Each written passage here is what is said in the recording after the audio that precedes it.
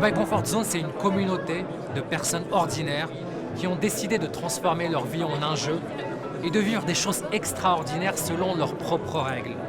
Et le produit principal de la start-up, c'est un jeu en immersion réelle pour se dépasser et sortir de sa zone de confort. C'est quelque part un jeu qui va se jouer dans la vraie vie. On va avoir des challenges à valider avec des photos via son smartphone ou via l'application.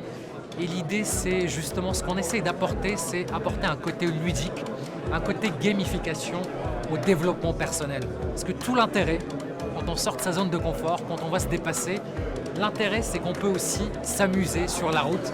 Et c'est cette vision-là qu'on essaie de défendre chez Goodbye Comfort Zone.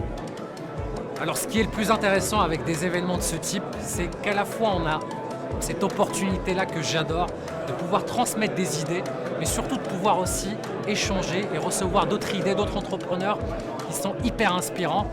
Et ce que j'adore dans ce type d'événement, en fait, c'est toujours la deuxième partie. C'est la partie qui dure généralement le plus longtemps, où on va échanger avec les gens en face à face, on va mieux les connaître. Et c'est là où parfois, je vous recommande d'ailleurs si vous assistez à ce type d'événement de ne pas partir juste après la fin, parce que le plus intéressant, c'est toujours la deuxième partie. C'est là où on va rencontrer peut-être des gens qui en valent le coup. Et l'idée, c'est de sortir de sa zone de confort.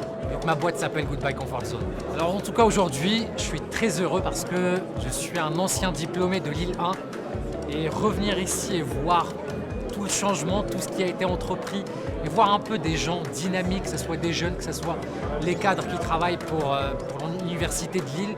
Je suis très fier en tout cas et ça me donne envie un peu de m'engager aussi dans le réseau de Lille 1.